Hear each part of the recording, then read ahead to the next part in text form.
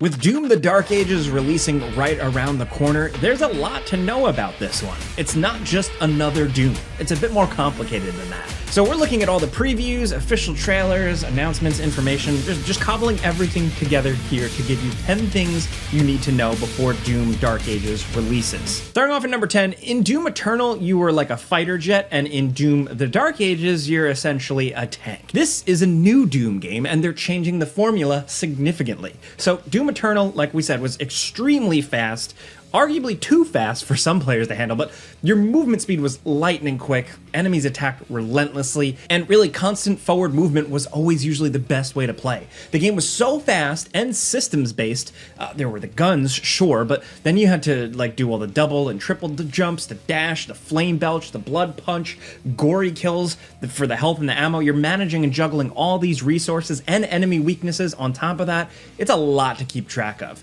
Now, whether they're listening to complaints or just felt like they couldn't evolve Eternal's formula any further, either way, id Software has gone back to the drawing board here with the Dark Ages and completely, seemingly revamped how the game actually plays. It looks like a top-to-bottom rework that seems like it's going to play significantly different from the last game. So movement is slower and heavier. There's much more of a weight to how you do things in this compared to, the frictionless hyperspeed of Doom Eternal. Jumping looks a lot heavier, so there's less emphasis on platforming and more of a focus on standing your ground and fighting. When Doom Eternal was announced, the developers said this themselves, and looking at the gameplay we've seen released officially, yeah, seems like that's the case. Overall movement looks slower and more deliberate, and enemies are the same way. Their attacks aren't coming out faster than you can see them. The game actually gives you much more time to see and react to enemy projectiles and attacks so that you can respond through one of the Dark Ages' biggest changes to the Doom formula, the shield saw. So now at number 9, it seems like the plague of the parry system is infesting every game genre on the planet. No one is safe from the parry thing, not even Doom Guy. The shield saw is the ultimate example of how this game is very like a different beast compared to the previous Doom games. This thing looks like it totally changes the formula. So it seems like with a single button, you can block attacks, parry enemy assaults, and deflect projectiles. Oh, yeah, and you can also throw the thing like a projectile, and it can embed itself in enemies that kind of stuns them for a while, and it looks cool as hell. This thing looks like it has a lot of use cases, and it is just as much of an offensive weapon and a defensive one, but having any defensive weapons at all in a Doom game is just unusual. It sticks out. But for as much as we're trying to remain skeptical of the whole thing until we get our hands on it ourselves, it does look sick as hell. So from the footage we've seen, parries and deflects look pretty forgiving, which is good because the battles here just look more chaotic than ever, really. Enemies look like they've gone fully bullet hell or Returnal coded with their attack patterns that you have to kind of strafe and weave your way around. The attacks and the projectiles that can be deflected are pretty obvious. Anything that glows green looks like it can be parried, and everything else doesn't work, which leads to some creative stuff like these bullet patterns where only one thing is green. So it's just as much about positioning as it is about timing. Now, having a powerful shield completely changes how you'll approach the game, and with the new, more grounded movement mechanics, it should make for a game that is, if nothing else, more mechanically consistent compared to Doom Eternal. The Dark Ages shouldn't need to stop and explain what an enemy's weakness is with a pop-up every time you encounter a new one, because their weaknesses are always the same: blocking, parrying, and deflecting. If it's green, it seems like it's basically going to be a weakness. Now, next at number 8, there is a dedicated melee weapons button. Seems like it's going along with the whole medieval Doom thing. You don't just have the shield, but 3 distinct melee weapons that can be used with the press of a button. This isn't like your weak-ass little punches in Doom Eternal. These things hit really hard from the footage that we've seen out there, and they've got their own combos and upgrades that each make them unique weapons in their own right. There's the flail, which is probably the most all-arounder melee weapon that has surprisingly long reach, the electrified gauntlets, which are super fast, and then the spiked mace, which is slow, but it looks like it hits like a dump truck. All 3 of these things just look fun as hell to use, and it's nice to have some kind of melee option that is actually effective in case you end up running out of ammo. Hopefully they're not as stingy with the bullets this time around, but hey, at least you have some powerful backup weapons if you find yourself without shotgun shells or whatever else. Next at number 7, while many classic Doom guns are returning for the Dark Ages, almost everything is getting reworked and revamped. The only things staying the same, at least according to the game's director, Hugo Martin, are the shotgun and the super shotgun. They look pretty much exactly the same as they've always looked and seem to be pretty much exactly what you'd expect, which is good. We love them. If it ain't broke, don't fix it. There's a lot of legitimately new guns this time around, though. Stuff like the Skull Crusher, a shotgun machine gun hybrid thing that grinds up skulls and fires the shards out in an unpredictable blast, kind of like a super fast flak gun or something. It's absurd that like this thing looks like it's shredding through enemies in the trailers. Another one is the new Rail Spike, a precision weapon that fires these massive rods that pin enemies to walls, like kind of like the nail gun from Fear. And another weapon is the Reaver Shot. This is a bizarre melee weapon gun hybrid that fires a ball and chain that gets stronger the longer you charge it up. Now, the trailers have revealed returning classics that look very different this time around, like the plasma gun that has 2 barrels or the medieval cannon rocket launcher. They even brought back the BFG, only this time it looks like it's some kind of weird crossbow.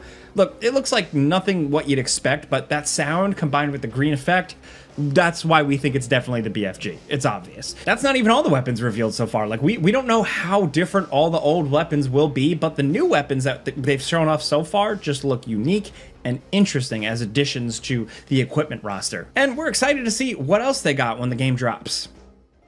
Next at number 6, now to talk about what is, at least according to the previews that we've seen, one of the more controversial changes in the Dark Ages. You know how glory kills used to work. You know, enemies would flash blue and orange and you'd press a button and eviscerate them in a spectacular fashion with this cool canned execution animation.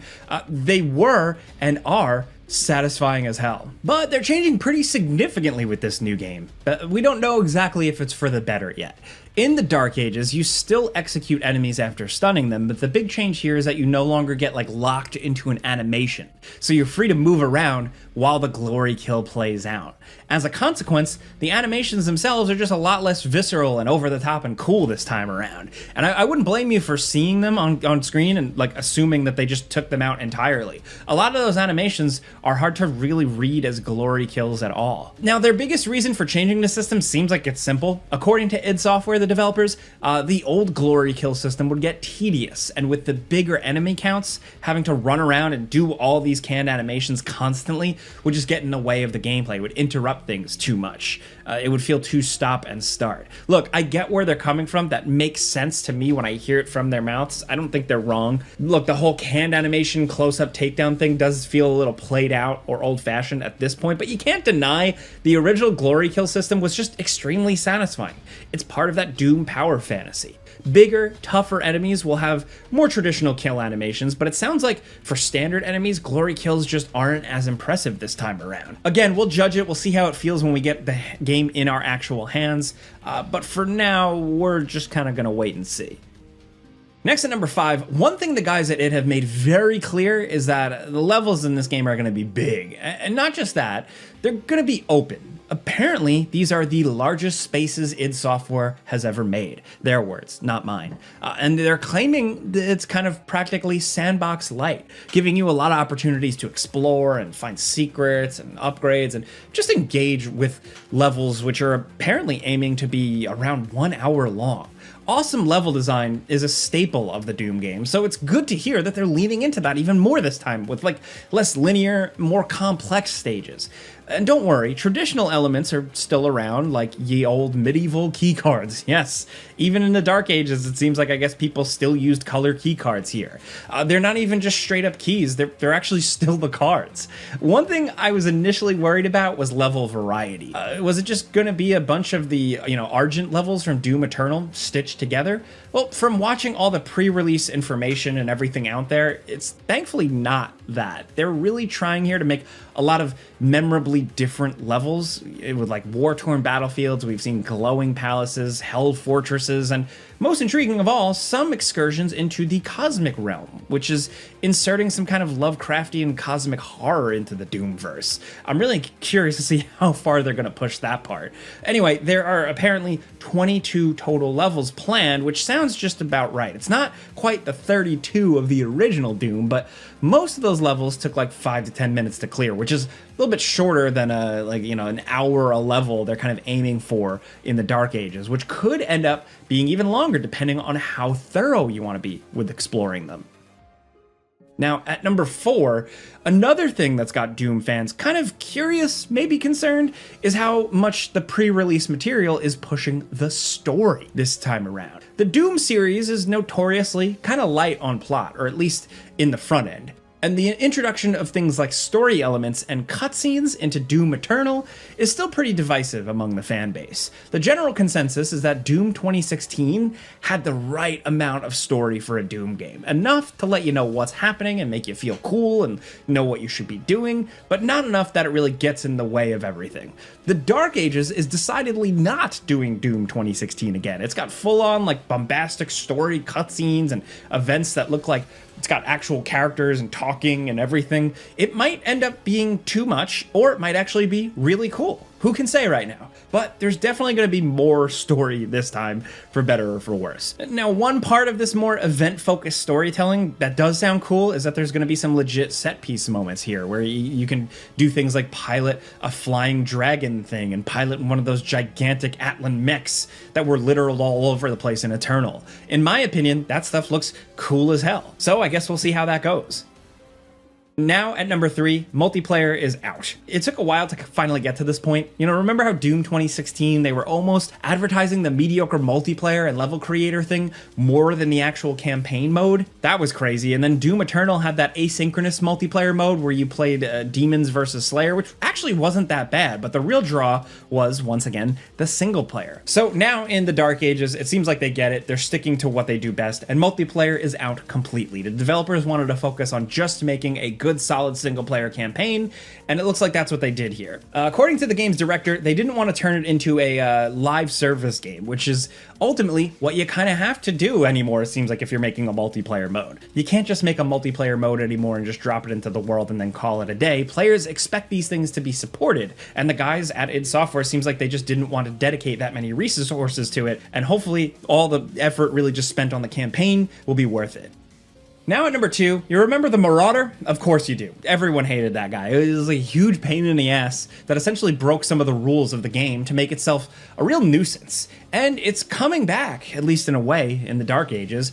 A new enemy is filling the tough guy with a shield archetype this time around, and it's called the Agaddon Hunter. It only appears briefly in the trailers, but Hugo Martin supplied more details in an interview with GamesRadar. They wanted this thing to be a similar kind of difficulty spike, an enemy that is just like a one-on-one challenge with the Doomslayer who can stand and fight at your level. It's got projectile attacks, it's got a shield that protects it from damage, and some aggressive combos that have to be deflected in sequence in order to stun him like a Souls game boss almost. Yes, this is one of those games where one deflect isn't enough to stop certain tough bosses. You have to perfectly parry an entire long sequence of attacks. This guy sounds tough, but Martin explains that the difference between the Marauder and the Hunter is that with the Marauder, it was basically asking players to do something different from what they were used to doing the entire game, which led to some frustration and some confusion. You had to do something new, and you had to execute it perfectly. With the Hunter, it still requires a lot of skill to beat, but the things they're asking you to do is stuff that the game has been training you on endlessly leading up to this point. So